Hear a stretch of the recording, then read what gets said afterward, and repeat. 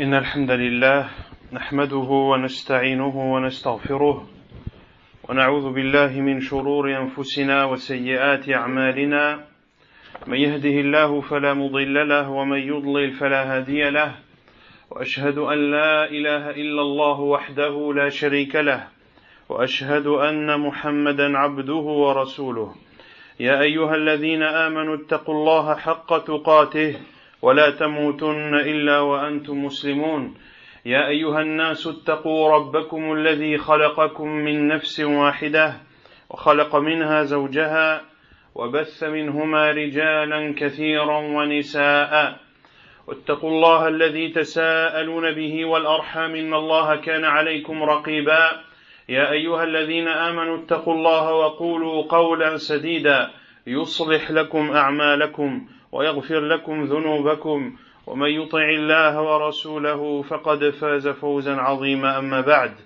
فإن خير الكلام كلام الله وخير الهدي هدي محمد صلى الله عليه وسلم وشر الأمور محدثاتها وكل محدثة بدعة وكل بدعة ضلالة وكل ضلالة في النار ما بعد.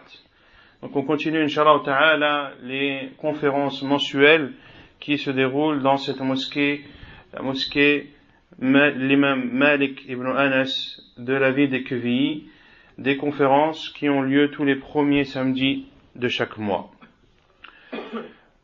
Le titre de la conférence de ce soir est le prophète d'Allah Sulayman alayhi salam. Il faut tout d'abord savoir qu'Allah subhanahu wa ta'ala nous a conté des histoires dans son noble livre.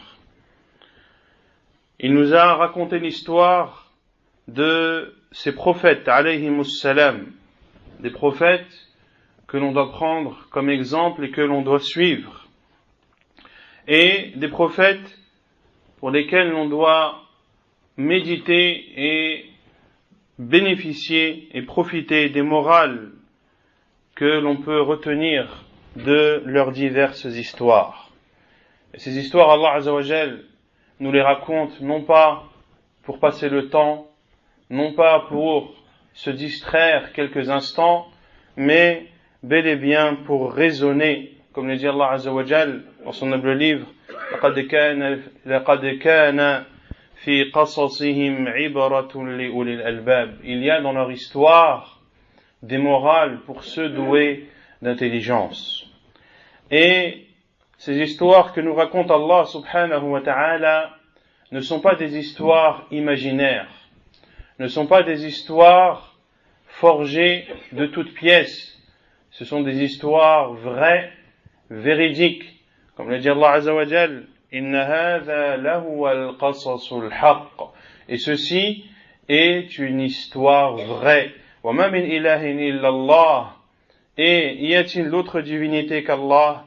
Inna Allah lahu al-azizul hakim. Et Allah est certes le tout-puissant et le très sage. Et il dit Azza wa Jal également, wa man asdaqu min Allahi haditha. Et qui est plus véridique que la parole d'Allah subhanahu wa ta'ala. De même que ces histoires que nous raconte Allah Azza wa Jal dans son noble livre sont les plus belles des histoires. Comme il le dit Azza wa Jal, نحن نقص عليك أحسن القصص. Nous allons te raconter les plus belles histoires. Et parmi ces histoires, l'histoire du prophète d'Allah Sulayman alayhi salam. Allah Azza wa Jal dit dans son noble livre, en surat An-Naml, verset 16 de surat Les Fourmis, وورث سليمان داود وقال يا أيها الناس علمنا منطق الطير وأوتينا من كل شيء إن هذا لهو الفضل المبين. Il dit Azza wa Jal, Sulayman hérita de Daoud alayhi salam. Sulayman est un envoyé d'Allah, fils d'un prophète qui est Daoud alayhi salam. Et il dit, c'est-à-dire Sulayman, ô vous les gens, il nous a été enseigné le langage des oiseaux, et de chaque chose une part nous a été donnée. Inna hadha lahu al-fadlu al-mubin. Et ceci est une faveur manifeste, c'est-à-dire de la part d'Allah subhanahu wa ta'ala. Ainsi, Sulayman alayhi salam a hérité de son père Daoud alayhi salam. De quoi a-t-il hérité? Il a hérité de la royauté et de la prophétie. De la prophétie et de la royauté. Ainsi, les fils d'Israël n'ont cessé d'être gouvernés par des prophètes. Tasusuhumul anbiya ont été gouvernés par des prophètes. Daoud alayhi salam était un roi et son fils Sulayman alayhi salam a hérité de lui la royauté et la prophétie. Et il ne faut pas comprendre dans la royauté les biens, car, comme l'a dit le prophète sallallahu alayhi wa sallam, وَإِنَّ الْعُلَمَاءَ وَرَثَةُ الْأَنْبِيَاءِ وَالْأَنْبِيَاءَ لَا يُوَرِّثُونَ دِينَارًا وَلَا دِرْهَمًا. Comme l'a dit le prophète alayhi salatu wa sallam, les savants sont les héritiers des prophètes, et les prophètes ne laissent en héritage ni dinar, ni dirham. Ainsi, les prophètes ne laissent pas en héritage des biens matériels. Et Daoud alayhi salam, Sulayman alayhi salam n'était pas le seul enfant de Daoud alayhi salam. Ainsi, il aurait été injuste qu'il hérite lui seul du royaume entier de son père. Donc, ce qu'il faut comprendre dans l'héritage ici, c'est l'héritage de la prophétie et de la royauté. Et le prophète alayhi salam dit également, Nahnu ma'ashir al-anbiya la nurath. Nous, les prophètes, nous ne laissons rien en héritage. Allah Azza wa Jal dit, en parlant de Sulayman alayhi salam, lorsqu'il a dit, ô vous les gens, il m'a été enseigné le langage des oiseaux. C'est-à-dire que Sulayman alayhi salam avait une science infuse. Il avait une immense science. Et parmi les sciences qu'il détenait alayhi salam, il y avait le langage des oiseaux, mais de façon plus générale, le langage de l'ensemble des animaux. Et ceci est tiré de la phrase qui suit lorsqu'il a dit « Wa utina min kulli shay » et de chaque chose, une part nous a été donnée. C'est-à-dire de tout ce dont a besoin un roi. Il a reçu ce que tout roi a besoin. Et le roi a besoin d'équipements, il a besoin de soldats, il a besoin d'armées et il a besoin de groupes parmi les djinns, parmi les humains, mais également parmi les animaux. Ainsi, parmi les particularités qu'avait Sulayman alayhi salam, c'est qu'il connaissait le langage des oiseaux et le langage du reste des animaux. Et Sulayman alayhi salam était reconnaissant. Cela que cette science qu'il détenait, il admet et il reconnaît que c'est une faveur de la part d'Allah subhanahu wa ta'ala. قال الله تعالى وحشر لسليمان جنوده من الجن والإنس والطير فهم يوزعون حتى إذا أتوا على واد النمل قالت نملة يا أيها النمل ادخلوا مساكنكم لا يحطمنكم سليمان وجنوده وهم لا يشعرون فتبسم ضاحكا من قولها وقال رب أوزعني أن أشكر نعمتك التي أنعمت علي وعلى والدي وأن أعمل صالحا ترضاه وأدخلني برحمتك في عبادك الصالحين.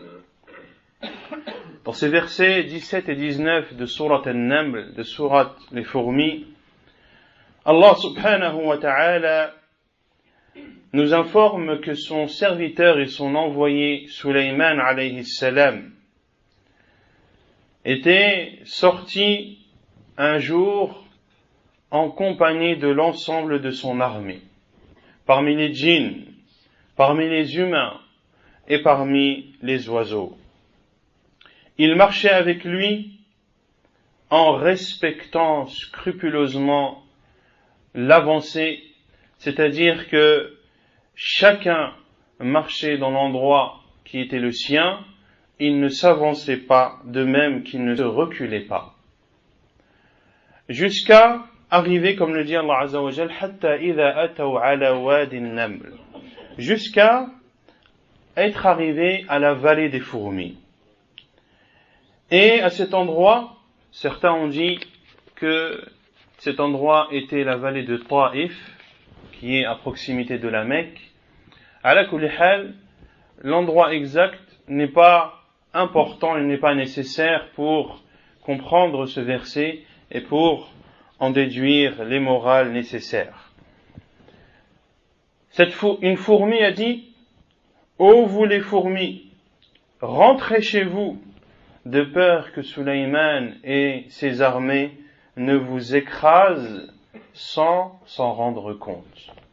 Ici, cette fourmi a ordonné aux autres fourmis de rentrer chez elle et leur a mis en garde ou les a prévenus du risque de se faire écraser, et elle a trouvé une excuse également à Sulayman alayhi salam, de même qu'à son armée lorsqu'elle a dit wahum la yash'urun, de peur qu'il ne vous écrase, de peur qu'il ne vous piétine sans s'en rendre compte. Et dans ce verset, Sulayman alayhi salam, comme le dit Allah Azza wa Jal, fatabassama dahikan min qawliha, il a souri en rigolant de sa parole, de la parole de la fourmi. Ainsi, Sulayman alayhi salam a très bien compris l'appel de cette fourmi au reste de la fourmilière, et il s'est réjoui de cette faveur qu'Allah subhanahu wa ta'ala lui a accordée, à savoir de comprendre le langage des animaux. Et ceci est une faveur qui lui a été accordée à lui seul, alayhi salam. Certains ont dit que non, que les animaux avant Sulayman parlaient aux gens, parlaient aux êtres humains, et ce n'est qu'après l'arrivée de Sulayman alayhi salam qu'il a été interdit aux animaux de s'adresser aux hommes. Ceci est faux, et si cela avait été vrai, eh bien Sulayman alayhi salam n'aurait pas remercié Allah Azza wa Jal de cette faveur dont il a bénéficié. De cette faveur dont il a bénéficié de la part d'Allah subhanahu wa ta'ala. Et parmi les points importants de l'histoire de Sulayman alayhi salam, c'est cette histoire qu'il y a eu entre lui, la huppe et la reine de Saba. قال الله تعالى وتفقد الطير فقال ما لي لا أرى الهدهد أم كان من الغائبين لأعذبنه عذابا شديدا أو لأذبحنه أو ليأتيني بسلطان مبين فمكث غير بعيد فقال أحطت بما لم تحط به وجئتك من سبأ بنبأ يقين إني وجدت امرأة تملكهم وأوتيت من كل شيء ولها عرش عظيم وجدتها وقومها يسجدون للشمس من دون الله وزين لهم الشيطان أعمالهم فصدهم عن السبيل فهم لا يهتدون ألا يسجدوا لله الذي يخرج الخبأ في السماوات الذي يخرج الخبأ في السماوات والأرض ويعلم ما تخفون وما تعلنون الله لا إله إلا هو رب العرش العظيم قال سننظر أصدقت أم كنت من الكاذبين اذهب بكتابي هذا فألقه إليهم ثم تول عنهم فانظر ماذا يرجعون قالت يا أيها الملأ إني ألقي إلي كتاب كريم إنه من سليمان وإنه بسم الله الرحمن الرحيم ألا تعلوا علي وأتوني مسلمين قالت يا أيها الملأ أفتوني في أمري ما كنت قاطعة أمرا حتى تشهدون قالوا نحن أولو قوة وأولو بأس شديد والأمر إليك فانظري ماذا تأمرين قالت إن الملوك إذا دخلوا قرية أفسدوها وجعلوا أعزة أهلها أذلة وكذلك يفعلون وإني مرسلة إليهم بهدية فناظرة بما يرجع المرسلون فلما جاء سليمان قال أتمدونني بمال فما آتاني الله خير مما آتاكم بل أنتم بهديتكم تفرحون ارجع إليهم فلنأتينهم بجنود لا قبل لهم بها ولنخرجنهم منها أذلة وهم صاغرون. Les versets 20 à 37 de Sourate An-Naml, Sourate les fourmis. Dans ces versets 20 à 37, Allah subhanahu wa ta'ala nous raconte ce qu'il y a eu entre Sulayman et la huppe, qui est cet oiseau. Et ces oiseaux se présentaient, comme pour habitude, devant Sulayman alayhi salam, les uns après les autres, pour rendre compte de la chose qui leur avait été demandée par Sulayman alayhi salam. Et comme cela est rapporté par Abdullah ibn Abbas, la tâche qui était confiée à la huppe était de parcourir les terres afin de détecter les endroits contenant de l'eau. Et Allah Azza wa Jal avait donné à cette huppe la faculté de déceler l'eau même dans les eaux, même dans les terres les plus profondes. Et lorsqu'elle détectait ces endroits d'eau, eh bien, elle montrait cet endroit, et lorsque celui-ci était creusé et exploré, eh bien, les gens profitaient de cette eau afin de subvenir à leurs besoins. Et un jour, Sulayman alayhi salam a remarqué que cette huppe n'était pas au rendez-vous. Et il a dit, comme Allah Azza wa Jalla dit, فَقَالَ مَا لِيَ لَا أَرَى الْهُدْهُدَ أَمْ كَانَ مِنَ الْغَائِبِينَ. Qu'en est-il? Je ne vois pas la huppe. Peut-être est-elle absente? لَأُعَذِّبَنَّهُ عَذَابًا شَدِيدًا. Je vais la punir sévèrement. Il l'a menacé. أَوْ لَأَذْبَحَنَّهُ أَوْ لَيَأْتِيَنِّي بِسُلْطَانٍ مُبِينٍ. Ou bien je l'égorgerai, sauf ou à moins que cette huppe ne m'apporte des arguments qui sont clairs pour justifier son absence. Puis Allah Azza wa Jalla dit فَمَكَثَ غَيْرَ بَعِيدٍ. La huppe est restée peu de temps, s'est absentée peu de temps, et lorsqu'elle s'est présentée devant Sulayman alayhi salam, elle s'est adressée à Sulayman alayhi salam en disant أَحَطْتُ بِمَا لَمْ تُحِطْ بِهِ. J'ai la connaissance d'une chose qui t'a échappé. C'est-à-dire que j'ai vu une chose que tu ne connais pas. Et je reviens de Saba, qui est en Yémen. Et Sulayman alayhi salam était où? À Jérusalem. Il était à Jérusalem. Car les fils d'Israël étaient où? À Jérusalem. Je reviens de Saba avec une information sûre, c'est-à-dire véridique. Inni wajadtu imra'atan tamlikuhum. J'ai trouvé là-bas une femme qui les gouverne. Et cette femme est dotée de toutes choses. Toute chose est à sa disposition.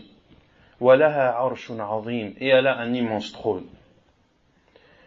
La huppe décrit alors à Sulayman alayhi salam ce qu'elle a vu au Yémen, et notamment cette reine qui les gouverne, car le roi précédent n'avait pas de fils héritier, ainsi c'est sa fille qui a directement hérité de lui, une reine nommée Bilqis.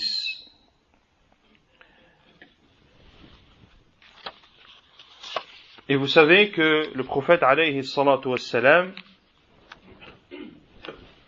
lorsque les Perses ont mis à leur tête la fille de Kisra, qui sont les rois qui gouvernent les Perses, le prophète alayhi salatu wassalam, comme cela est rapporté dans Sahih al-Bukhari, a dit « Lan yufliha qawmun wallaw amrahum imra'ah » Un peuple ne connaîtra jamais la victoire lorsqu'il est gouverné par une femme.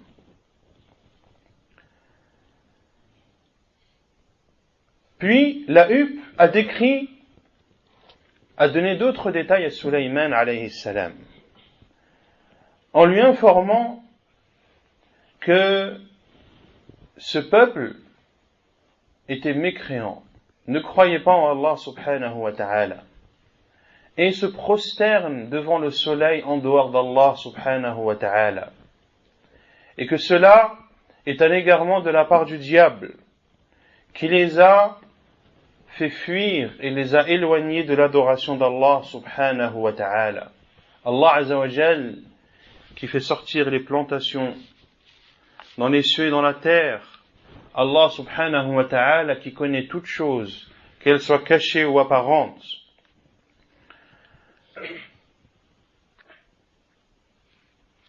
Et les savants ont déduit de cette parole de la huppe que même les animaux adorent Allah subhanahu wa ta'ala, et que même les animaux ont conscience de l'importance d'adorer Allah subhanahu wa ta'ala seul, sans ne rien lui associer, et qu'ils prennent également conscience de la gravité d'associer une autre divinité à Allah subhanahu wa ta'ala.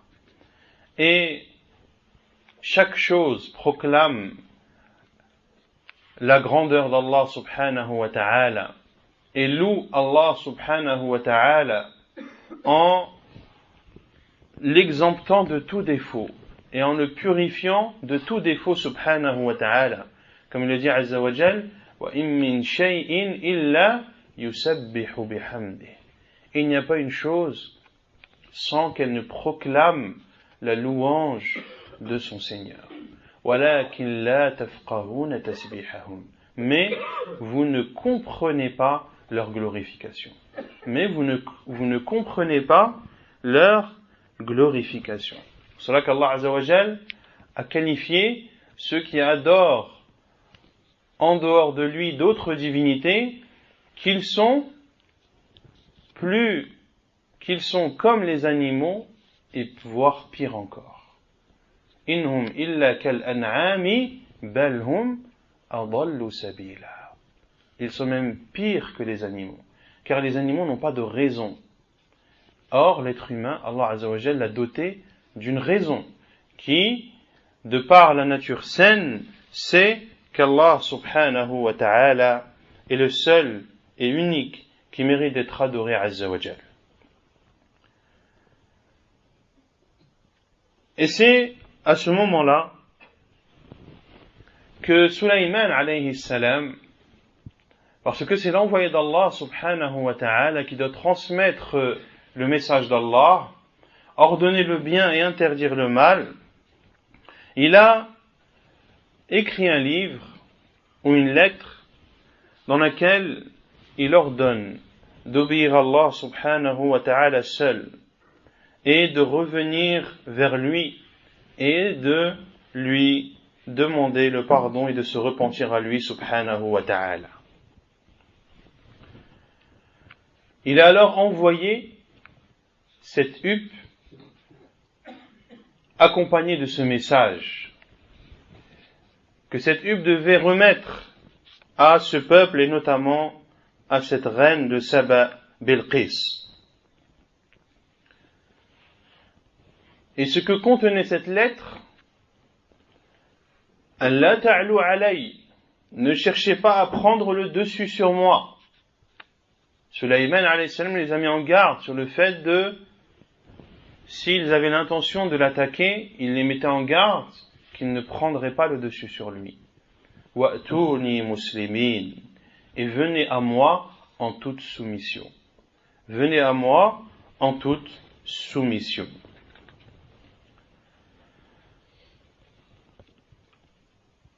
Plusieurs mufassiroun ont cité que cette huppe a pris ce livre et s'est rendue dans le palais de la reine Bilqis et l'a lancé sur cette reine lorsqu'elle était seule et isolée, c'est-à-dire elle n'était pas entourée de ses ministres, de ses conseillers, etc., qui pouvaient récupérer ce livre et en faire un mauvais usage ou voire même le dissimuler.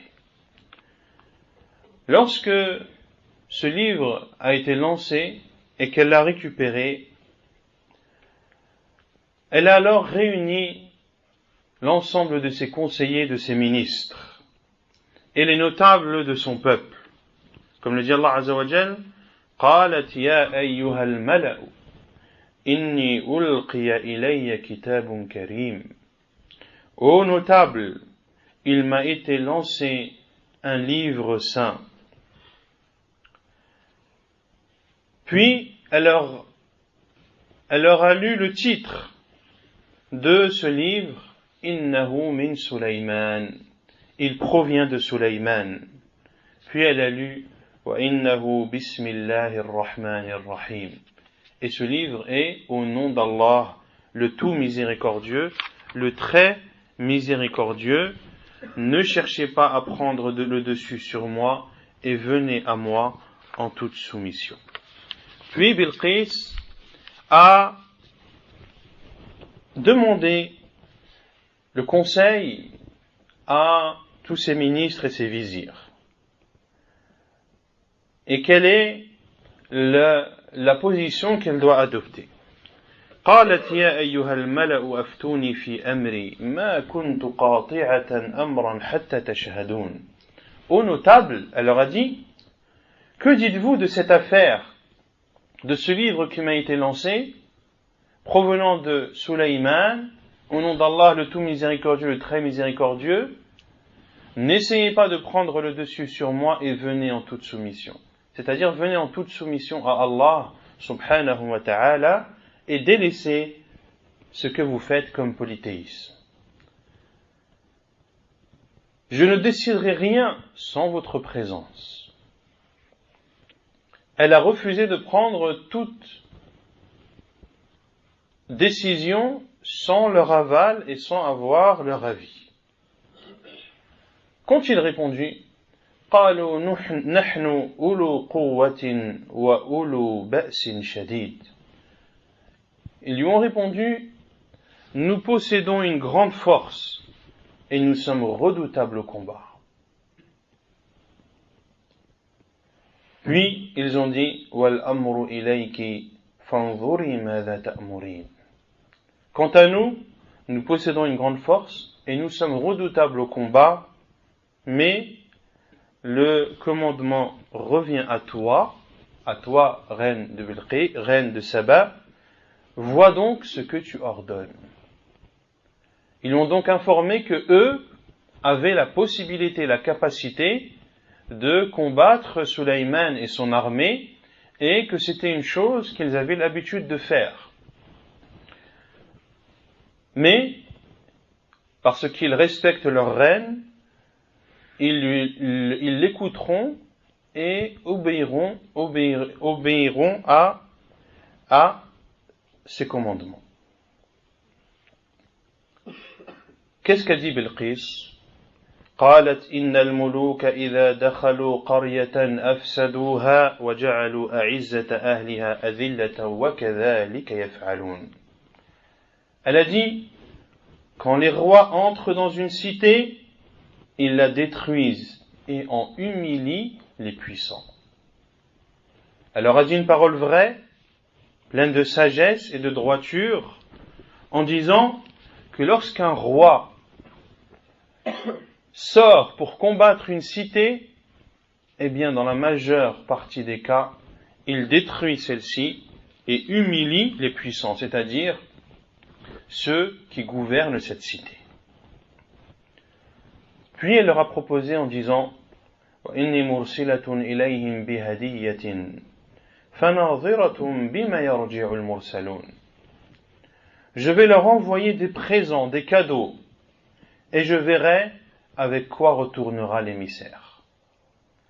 Elle leur a proposé d'envoyer à Sulayman alayhi salam une multitude de cadeaux de grande valeur, afin de racheter Sulayman, de le calmer et de le dissuader de venir l'attaquer, elle et son peuple.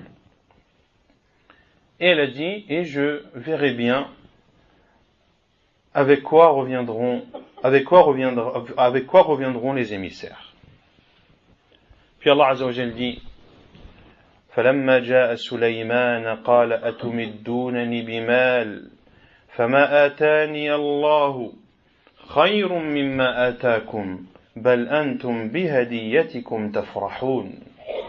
Sulayman, quand l'émissaire arriva à Sulayman alayhi salam, Sulayman alayhi salam lui a dit, est-ce un cadeau que vous faites? Ce qu'Allah m'a donné est meilleur que ce que vous apportez. Bal antum bihadiyatikum tafrahun. C'est plutôt vous qui vous réjouissez de vos cadeaux. C'est vous qui profitez de votre richesse et vous vous réjouissez lorsque vous offrez quelque chose. Quant à ce que vous tentez de m'offrir, eh bien Allah Azza wa Jalla m'a donné bien meilleur.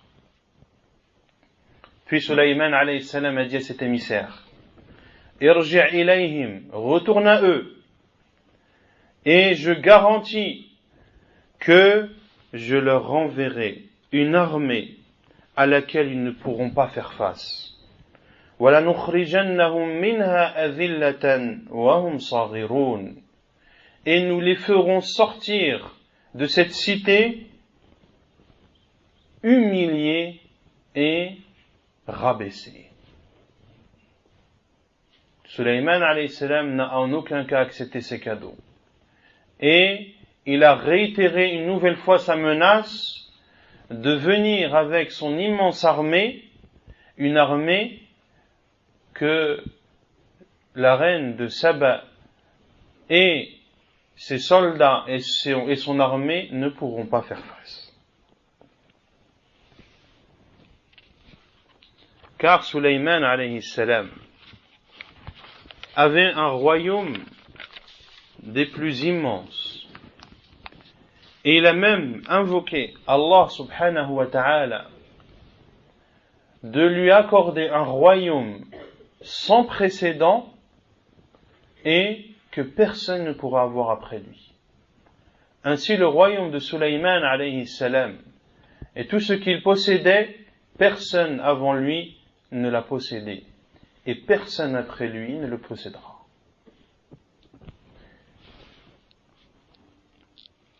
Lorsque cette information est parvenue à Saba, sur le champ, ils se sont soumis et sont sortis accompagnés de leur reine en direction où pour aller rejoindre Sulayman alayhi salam. Lorsque Sulayman alayhi salam a appris cette nouvelle que Bilqis ainsi que son peuple avait pris la route pour venir le rejoindre en toute soumission,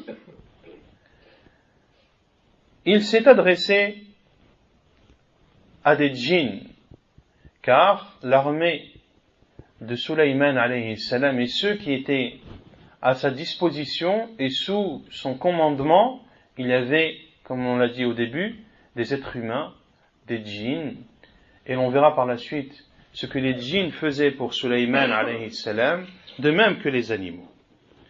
قال الله تعالى قال يا أيها الملأ أيكم يأتيني بعرشها قبل أن يأتوني مسلمين قال عفريت من الجن أنا آتيك به قبل أن تقوم من مقامك وإني عليه لقوي أمين قال الذي عنده علم من الكتاب أنا آتيك به قبل أن يرتد إليك طرفك فلما رآه مستقرا عنده قال هذا من فضل ربي ليبلوني أأشكر أم أكفر ومن شكر فإنما يشكر لنفسه ومن كفر فإن ربي غني كريم قال نكروا لها عرشها ننظر أتهتدي أم تكون من الذين لا يهتدون فلما جاءت قيل أهكذا عرشك قالت كأنه هو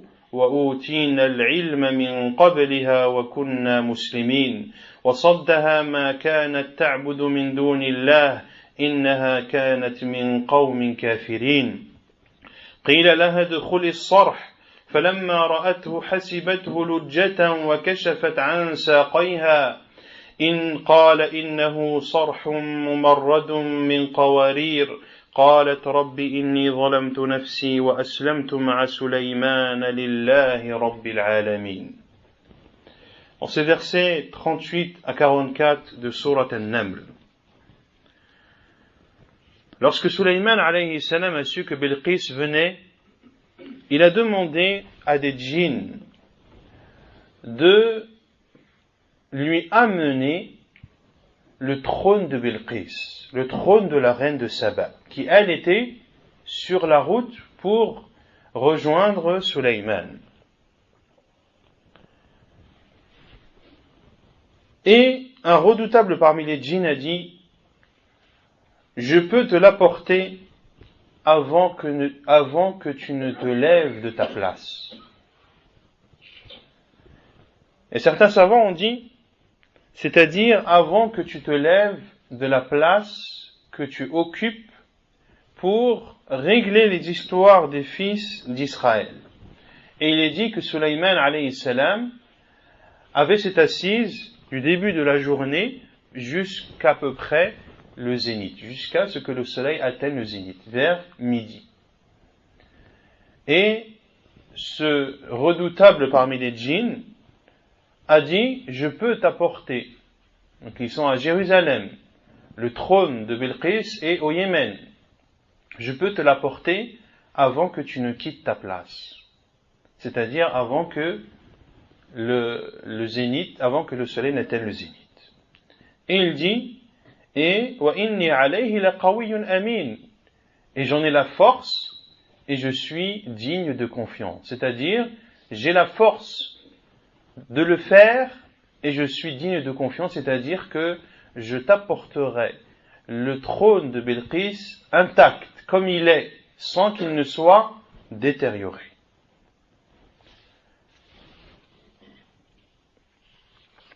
Et un autre, Allah Azza wa Jalla dit, قال الذي عنده علم من الكتاب. Et un autre a dit, celui qui avait la science du livre, et ce qui est réputé chez les Mufassirin, et que son nom était Asif ibn Barkhiya, il a dit, je te l'apporterai, قبل أن يرتد إليك طرفك, avant que tu ne clignes de l'œil. Avant que tu ne clignes de l'œil. Puis Allah Azza wa Jalla dit, فَلَمَّا رَآهُ مُسْتَقِرًّا عِنْدَهُ. Et lorsque Sulayman a vu le trône installé devant lui, avant même qu'il ne cligne de l'œil, ce djinn est parti au Yémen, a pris cet immense trône de Bilqis et l'a installé devant Sulayman alayhi salam. Quelle a été la réaction de Sulayman alayhi salam? قال هذا من فضل ربي. Ceci est une faveur de mon Seigneur. ليبلوني أأشكر أم أكفر. Afin qu'il me teste, serais-je reconnaissant ou alors ingrat? وَمَنْ شَكَرَ فَإِنَّمَا يَشْكُرُ لِنَفْسِهِ. Et celui qui est reconnaissant, il est reconnaissant envers soi-même. وَمَنْ كَفَرَ فَإِنَّ رَبِّي غَنِيٌّ كَرِيمٌ. Et celui qui est ingrat, Allah est celui qui se passe. C'est-à-dire qu'Allah Azza wa Jal se passe de la reconnaissance des reconnaissants, de même qu'Allah Azza wa Jal n'est en aucun cas touché par la mécréance des mécréants. Puis Sulayman alayhi salam, lorsque le trône de Bilqis était installé devant lui, a demandé qu'on le modifie et qu'on le transforme afin de tester l'intelligence de Bilqis. Comme il a dit, Nanzur, comme l'a dit Allah Azza wa Jal, afin de voir si elle est guidée ou si alors elle ne l'est pas. Et lorsque la reine de Saba est arrivée, comme l'a dit Allah Azza wa Jal, فَلَمَّا جَاءَتْ قِيلَ أَهَكَذَا عَرْشُكَ. Et lorsqu'elle est arrivée, on lui a dit, est-ce que ton trône est comme celui-ci? قَالَتْ كَأَنَّهُ هُوَ. Elle a dit, c'est comme s'il lui ressemblait. Et ceci, comme le disent les Mufassiroun, montre l'intelligence de cette reine et la raison droite qu'elle avait, car elle ne savait pas qu'il était possible de transporter son trône en une durée aussi courte et de transporter un trône aussi immense et aussi truffé de joyaux, de bijoux et d'autres pierres précieuses. Puis Allah Azza wa Jalla a dit, وَصَدَّهَا, Sulayman alayhi salam a dit, وَأُوتِينَا الْعِلْمَ مِنْ قَبْلِهَا وَكُنَّا مُسْلِمِينَ وَصَدَّهَا مَا كَانَتْ تَعْبُدُ مِنْ دُونِ اللَّهِ إِنَّهَا كَانَتْ مِنْ قَوْمٍ كَافِرِينَ. Ce qu'elle adorait en dehors d'Allah Azza wa Jal l'a fait dévier de l'adoration d'Allah subhanahu wa ta'ala. Et elle a suivi dans cela ses ancêtres qui adoraient et se prosternaient devant le soleil. Sulayman alayhi salam avait entre-temps ordonné que l'on lui construise un palais de cristal et de faire dans ce palais de cristal des passages d'eau et de recouvrir ces passages d'eau d'une autre couche de cristal et d'y mettre à l'intérieur des poissons et autres animaux marins. Et il a été demandé à Bilqis de rentrer dans ce palais. Sulayman alayhi salam était installé sur son trône, et lorsqu'elle a vu ce palais, comme le dit Allah Azza wa Jal, فَلَمَّا رَأَتْهُ حَسِبَتْهُ لُجَّةً. Lorsqu'elle a vu ce palais, elle a cru que c'était une eau profonde. وَكَشَفَتْ عَنْ سَاقَيْهَا. Et elle a dévoilé ses mollets, car elle pensait être mouillée, elle pensait mouiller ses vêtements. Et Sulayman alayhi salam lui a dit, قَالَ إِنَّهُ صَرْدٌ مُمَرَّدٌ مِنْ قَوَارِيرٍ. Ceci est un palais pavé de cristal. Et c'est là où Bilqis a proclamé son islam et a dit, قالت رب إني ظلمت نفسي. Ô Seigneur, j'ai offensé ma propre personne. وأسلمت مع سليمان لله رب العالمين. Et je me suis soumise avec Sulayman à Allah, le Seigneur des mondes. Sulayman alayhi salam avec les chevaux de course. C'est aussi un récit que nous a raconté Allah subhanahu wa ta'ala.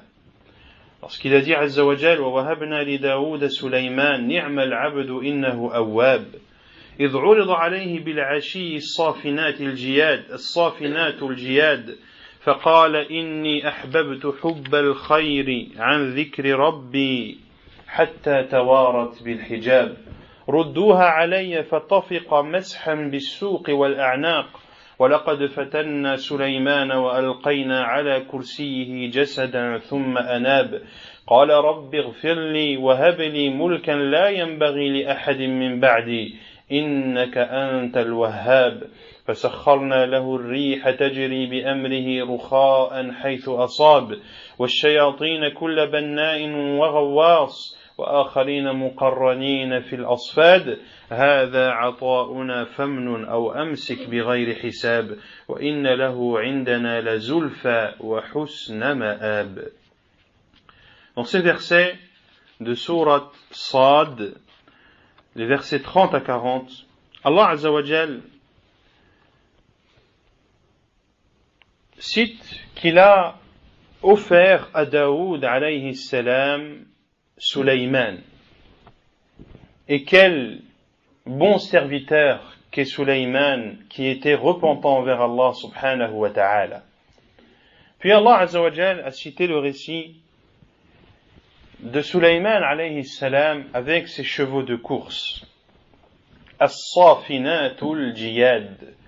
Comme Allah Azza wa Jal les a qualifiés de Safinat Jiyad. As-Safinat, ce sont les chevaux qui peuvent rester debout sur 3 pattes. Et Al-Jiyad, ce sont les chevaux qui sont extrêmement rapides. Et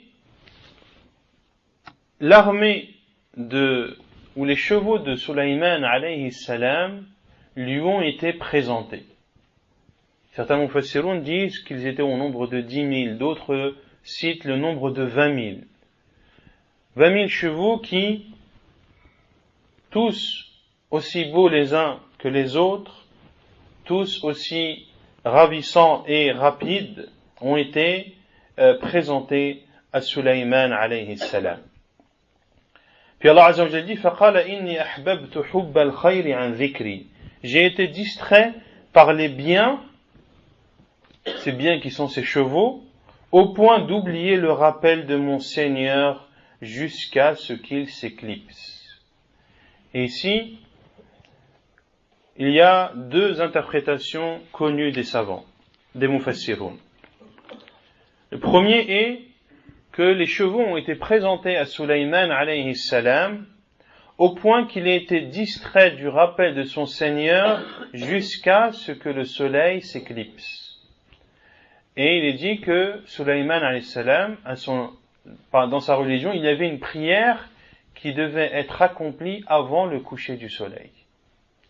Et en voyant défiler ses chevaux devant lui, cela l'a distrait du rappel d'Allah jusqu'à ce que le soleil se soit couché. فَطَفِقَ مَسْحًا قَالَ رُدُّوهَا عَلَيْهِ فَطَفِقَ مَسْحًا بِالسُّوقِ وَالْأَعْنَاقِ.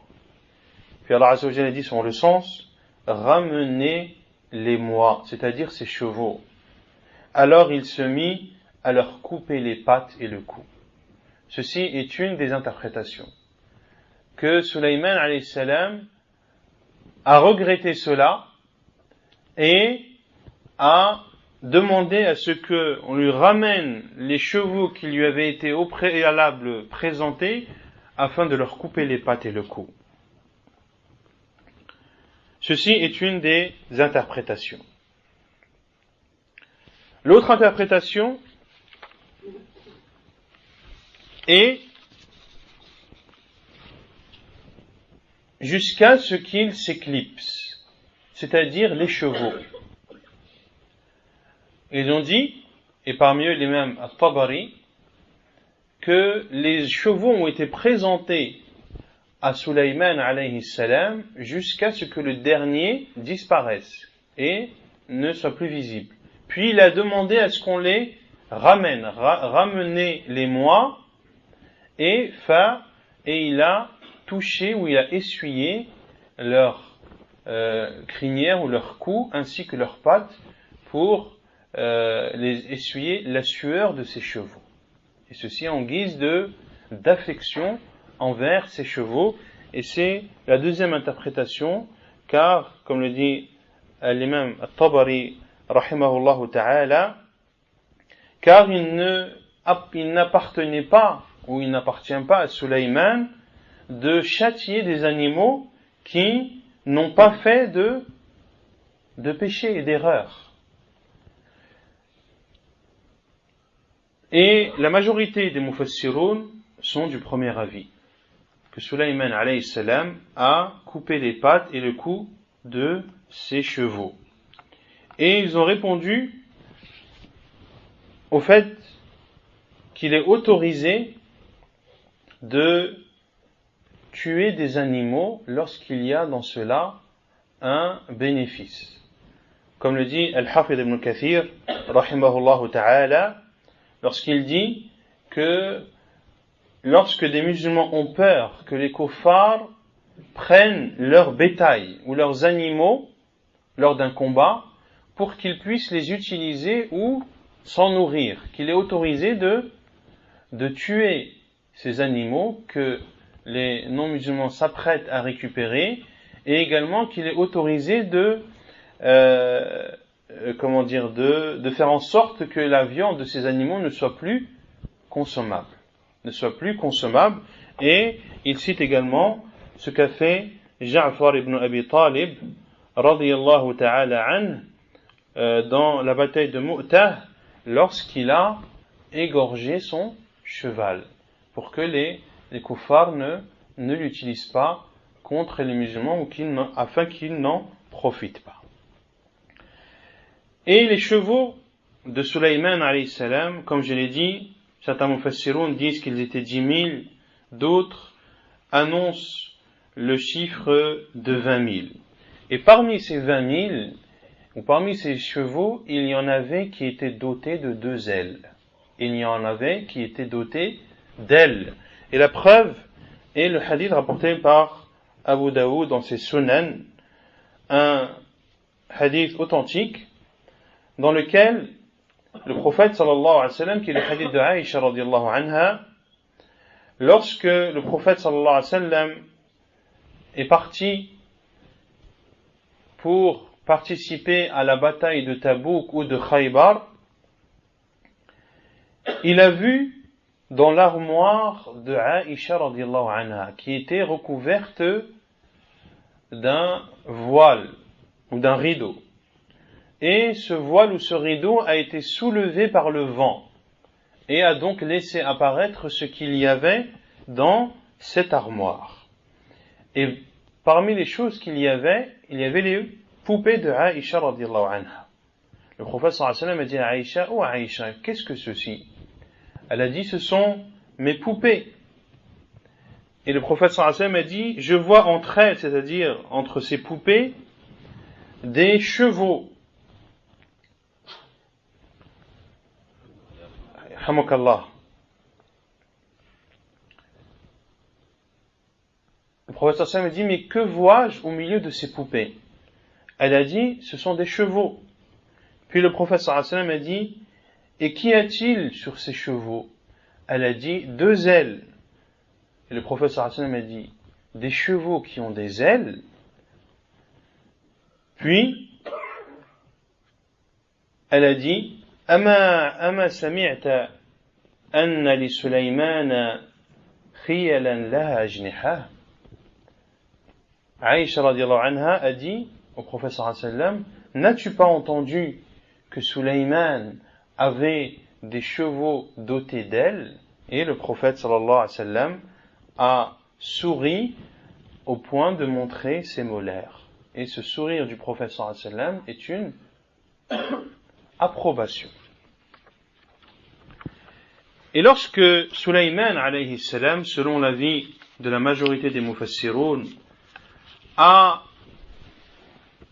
délaissé ses chevaux et les a tués pour Allah subhanahu wa ta'ala, car il les avait distraits du rappel d'Allah azza wa jal, eh bien Allah azza wa jal lui a remplacé ses chevaux par une chose bien meilleure.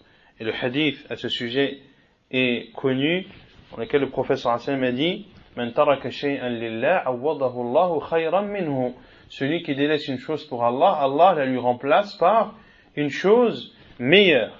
Et Allah azza wa jal a accordé à Sulayman alayhi salam comme moyen de locomotion ou comme moyen de déplacement le vent. Le vent.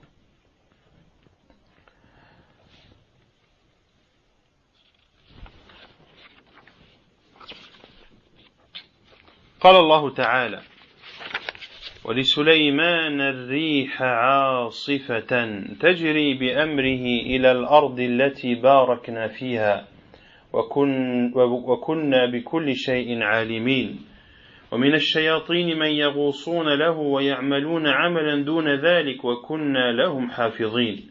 وقال الله تعالى في سورة صاد: فسخرنا له الريح تجري بأمره رخاء حيث أصاب والشياطين كل بناء وغواص وآخرين مقرنين في الأصفاد هذا عطاؤنا فامنن أو أمسك بغير حساب وإن له عندنا لزلفى وحسن مآب. Lorsque Sulayman alayhi salam, comme le dit Allah azza wa jal dans les versets 36 à 40 de sourate Sad, lorsqu'il a délaissé ses chevaux en espérant la satisfaction d'Allah subhanahu wa ta'ala, Allah azza wa jal lui a remplacé ses chevaux par le vent qui lui permet de se déplacer plus rapidement et de prendre plus de choses. Et la particularité du vent également, c'est qu'il ne demande pas d'entretien, contrairement aux chevaux qu'il faut nourrir, qu'il faut entretenir, etc., etc. Quant au vent, il ne demande aucun entretien. Tajri bi amrihi rukhan haythu asab. Le vent soufflait de façon modérée, c'est-à-dire sans causer de dégâts, partout où il voulait, partout où Sulayman alayhi salam voulait se rendre. C'est-à-dire, quel que soit l'endroit où il voulait se rendre, eh bien, le vent le soulevait tout d'abord, puis il le déplaçait, c'est-à-dire Sulayman alayhi salam, mais également son armée. Et certains savants ont dit que dans la parole d'Allah azza wa jal, falamma ataw wadi an-namla, lorsqu'ils sont arrivés sur la vallée des fourmis. Allah azza wa jal a dit ala, il n'a pas dit lorsqu'ils se sont rendus dans la vallée. Ils sont arrivés sur la vallée, comme s'ils venaient du ciel, comme s'ils venaient d'altitude.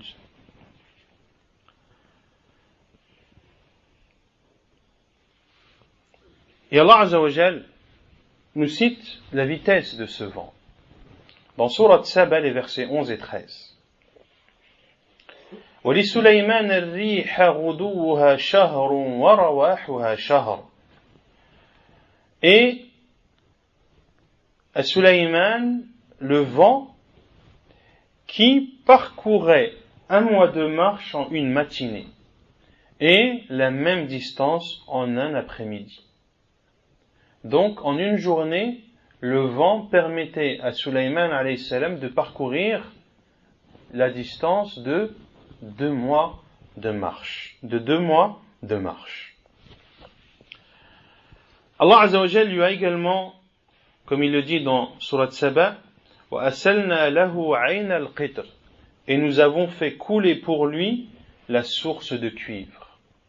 Le cuivre qui était un métal indispensable pour construire les différents équipements, notamment les équipements lui permettant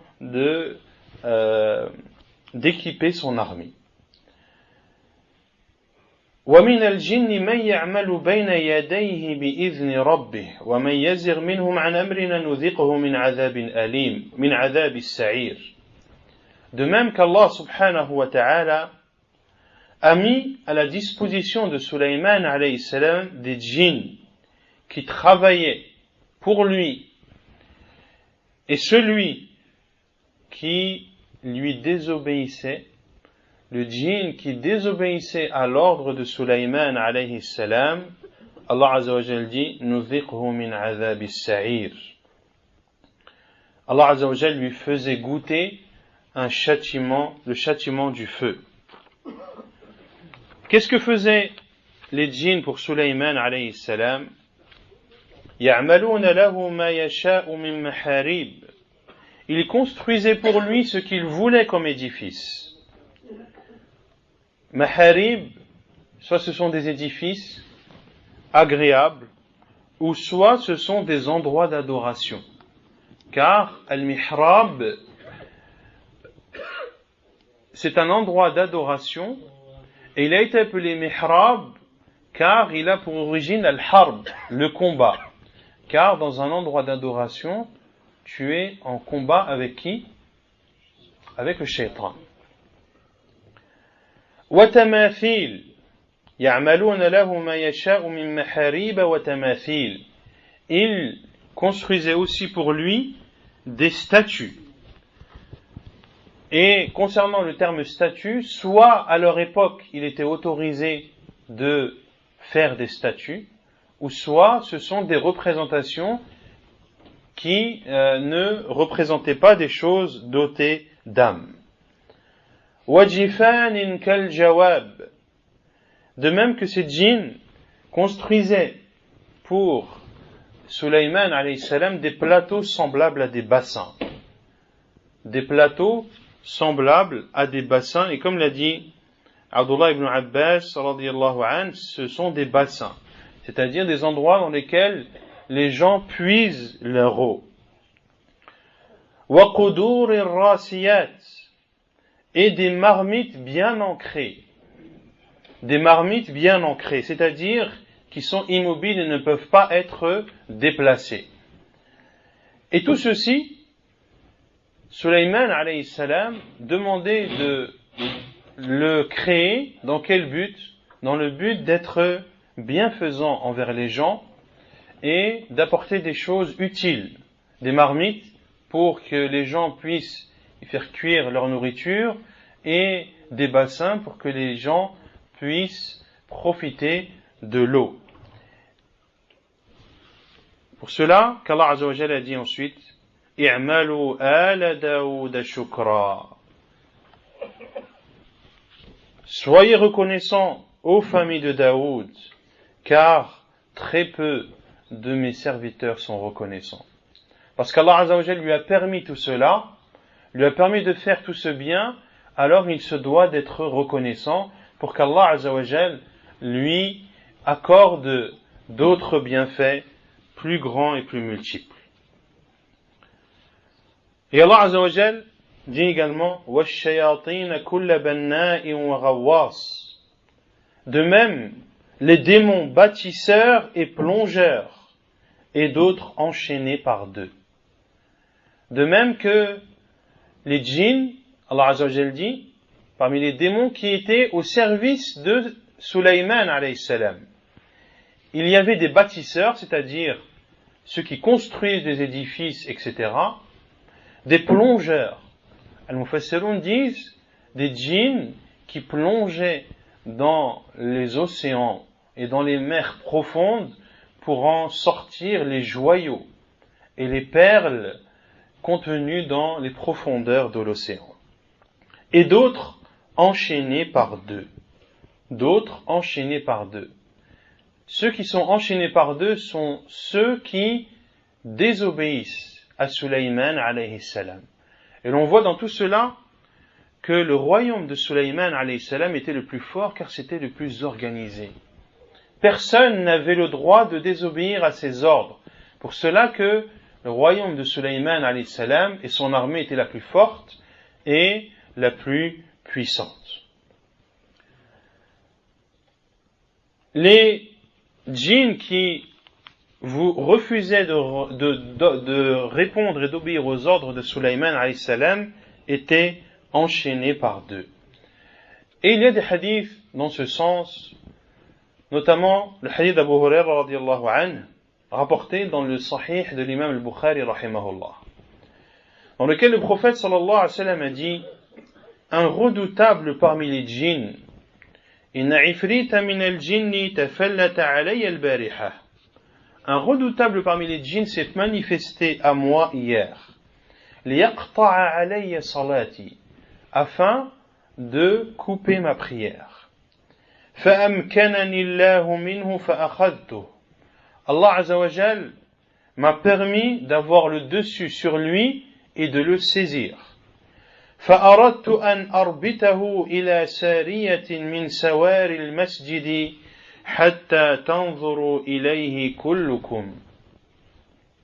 Et j'ai voulu l'attacher à l'un des piliers parmi les piliers de la mosquée afin que vous puissiez tous le voir. فذكرت دعوة أخي سليمان رب اغفر لي وهب لي ملكا لا ينبغي لأحد من بعدي فرددته خاسئا. Puis je me suis rappelé l'invocation de mon frère Sulayman alayhi salam, le prophète sallallahu alayhi wa sallam qui parle.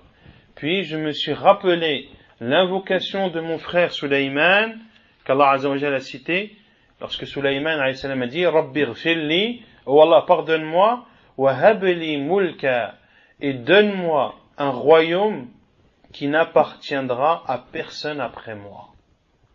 Et parmi les choses qui étaient accordées à Sulayman alayhi salam, c'était que les djinns qui lui désobéissaient étaient enchaînés. Donc ici le prophète sallallahu alayhi wa sallam n'a pas voulu enchaîner ce redoutable djinn qui a voulu le distraire dans sa prière, car il a voulu laisser ce privilège et cette particularité à Sulayman alayhi salam. Et ainsi le prophète sallallahu alayhi wa sallam a dit: Faradadtuhu khasi'a, je l'ai alors laissé partir humilié. Le prophète sallallahu alayhi wa sallam a laissé partir ce djinn humilié.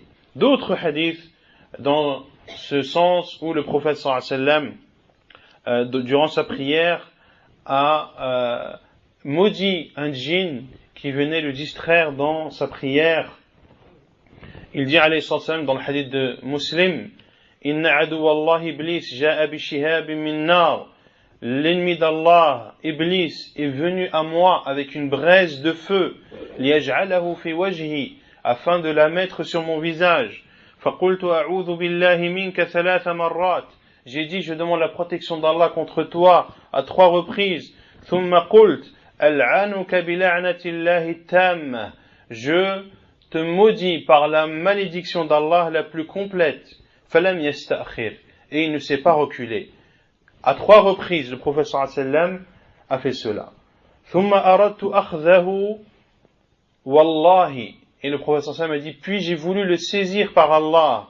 لولا دعوة أخينا إبراهيم سليمان, si ce n'était l'invocation de notre frère Sulayman, لأصبح موثقا يلعب به ولدان أهل المدينة, si ce n'était l'invocation de notre frère Sulayman, il serait resté ici jusqu'au matin afin que les enfants des gens de Médine jouent avec lui, jouent sur lui, yani se moquent de lui, et jouent dans le sens de le rabaisser et de l'humilier.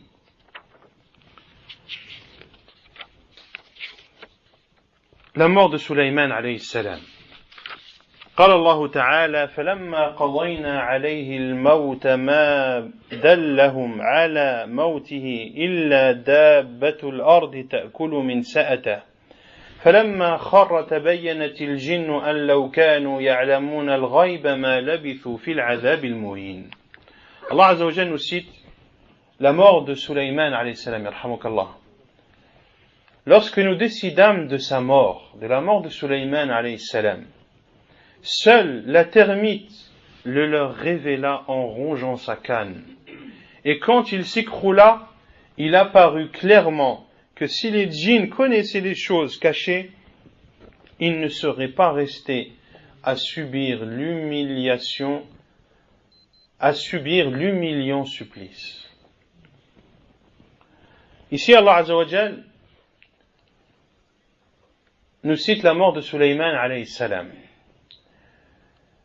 Et il y a un hadith faible au prophète sallallahu alayhi wa sallam, un hadith faible si on l'attribue au prophète sallallahu alayhi wa sallam, mais il est authentique jusqu'à Abdullah ibn Abbas. C'est donc un hadith mawqouf qui s'arrête à Abdullah ibn Abbas radiyallahu anhu, qui dit que Sulayman alayhi salam, le prophète d'Allah, lorsqu'il voyait un arbre, lorsqu'il priait et sortait, voyait un arbre devant lui, il s'adressait à cet arbre en lui disant « Quel est ton nom ?» Et cet arbre lui disait le nom. Puis Sulayman alayhi salam lui disait « Pourquoi, à quoi sers-tu » Et l'arbre, si c'était un arbre fruitier, il donnait ses fruits. Si c'était un arbre qui apportait un médicament particulier, eh bien, il informait de cela. Et là, un jour, lorsque Sulayman alayhi salam a prié, il a vu un arbre devant lui et il lui a dit « Quel est ton nom ?» Il a répondu « Al-Khurub ». Et Sulayman lui a dit « À quoi sers-tu » Il a répondu « À détruire cette maison », en parlant de Baytu al-Maqdis, la mosquée de Jérusalem. Et Sulayman alayhi salam a dit « Ô Allah, cache aux djinns ma mort, jusqu'à ce que les humains sachent que les djinns ne connaissent pas l'invisible. » Puis Sulayman alayhi salam a taillé cet arbre en forme de bâton et de canne et s'est appuyé dessus alors que les djinns travaillaient pendant une année sans savoir que Sulayman alayhi salam était mort appuyé sur cette canne. Et on a vu précédemment les tâches qui étaient confiées aux djinns. Ils devaient bâtir des édifices, ils devaient construire des bassins, ils devaient construire des énormes marmites, ils devaient plonger dans les profondeurs de l'océan. C'était des tâches qui étaient difficiles. Et c'est pour cela qu'Allah Azza wa Jal a appelé cela un humiliant supplice. Ma labithu fil adhab al muhin. Et si les djinns qui prétendent connaître l'invisible connaissaient l'invisible, ils auraient su que Sulayman alayhi salam, pendant une année, selon la parole de certains mufassirin, est resté appuyé sur sa canne, sans que les djinns ne s'en rendent compte. Puis, par la suite, ils se sont rendus compte de la mort de Sulayman alayhi salam. Comment ils s'en sont rendus compte? Lorsque la termite a rongé la canne de Sulayman alayhi salam, au point que cette canne ne puisse supporter le poids de Sulayman alayhi salam, qui s'écroula alors à même le sol. Et c'est à ce moment-là, et qu'à ce moment-là, que les djinns se sont rendus compte qu'ils ont travaillé pendant une année, un travail difficile et laborieux, sans se rendre compte que leur roi, Sulayman alayhi salam, était décédé et qu'ils pouvaient, de ce fait, se dispenser de tout ce travail qu'ils ont fait alors que leur roi était décédé. Wa naktafi bihadha al-qadr. Ainsi, il y a d'autres choses à dire bien sûr dans l'histoire de Sulayman alayhi salam, mais on a dit inshallah ta'ala le principal. Wa naktafi bihadha al-qadr. Wa subhanaka Allahumma wa bihamdik ashhadu an la ilaha illa ant astaghfiruka wa atubu ilayk.